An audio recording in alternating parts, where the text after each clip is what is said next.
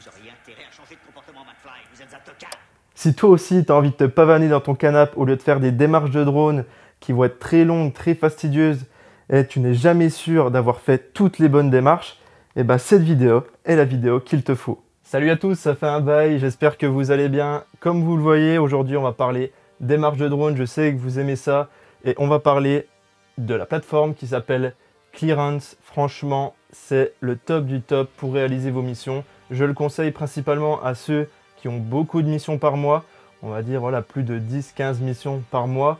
En général, quand vous allez faire voler vos drones pour une prestation, vous avez différents points de vol, donc vous le savez, il faut faire plusieurs démarches. Et si par exemple, vous avez un temps totalement merdique sur cette prestation, et ben, vous devez répéter pour faire la semaine d'après ou la semaine d'après. Et ça devient très très vite compliqué, surtout quand on est dans une zone aéroportuaire, quand on est en agglomération ou quand on est dans une zone peuplée tout simplement.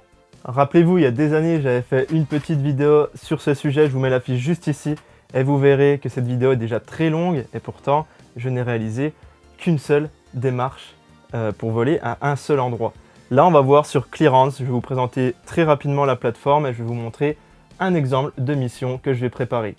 Sur cette mission, clairement, j'ai 14 zones de vol à programmer. Il y en a dans des zones où il y a une base ULM, où il y a un aéroport. On est toujours en agglo. On est dans une zone de vol tactique. Et en plus de ça, je ne peux pas prévoir la météo, comme beaucoup de monde. Donc, je vais devoir faire ça sur 3 semaines d'affilée. Et vous verrez que la vitesse est juste incroyable. Voilà, donc on ne va pas tourner autour du pot.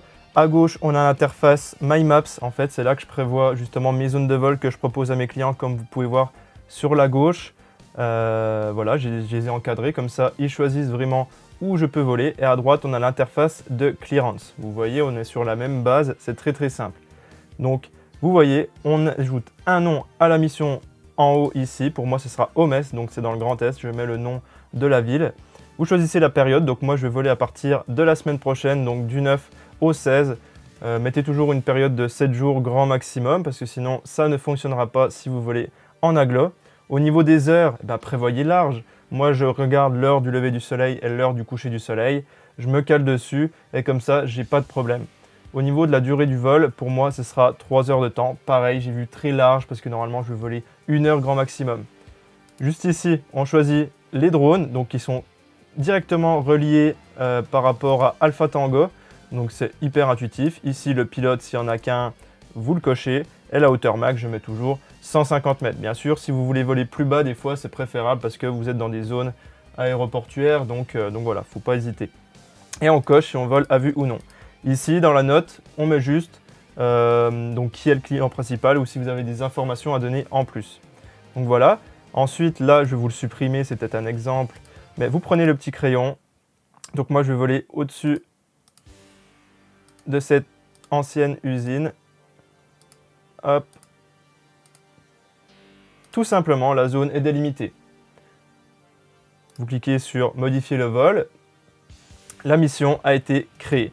Et là, maintenant, Clearance a fait son étude et m'a détecté 3 choses très importantes à déclarer.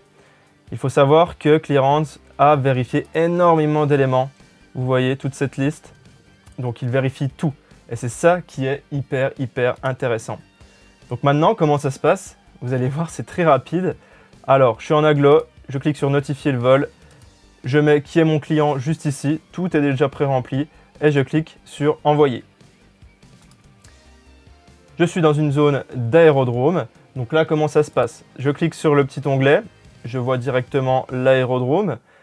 Pour celui-ci, je n'ai pas le contact direct. Vous le verrez tout à l'heure, on peut avoir le contact direct de l'aérodrome et c'est hyper facile. Mais là, je vais devoir me diriger vers la carte VAC. Mais vous avez des indications qui disent qu'il faut contacter l'exploitant de l'aérodrome.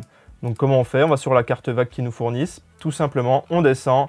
Vous voyez, exploitant d'aérodrome juste ici, ACB.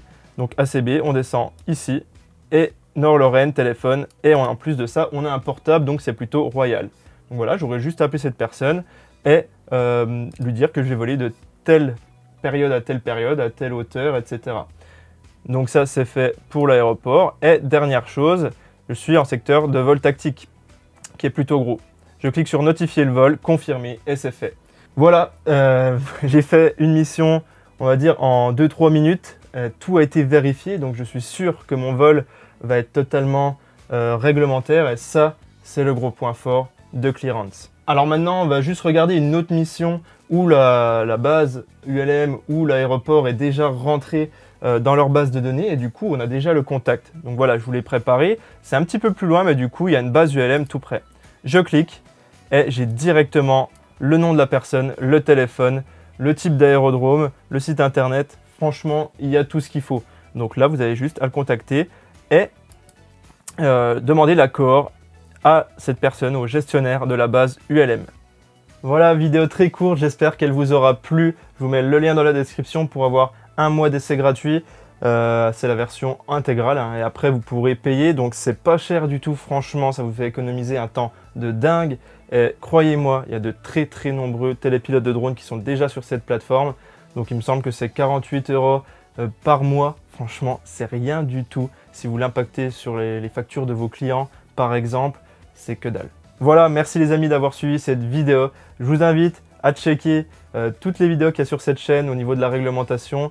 Il y en a pas mal qui datent un tout petit peu, mais c'est toujours d'actu et vous verrez vraiment la différence de rapidité entre cette méthode et une méthode plus classique.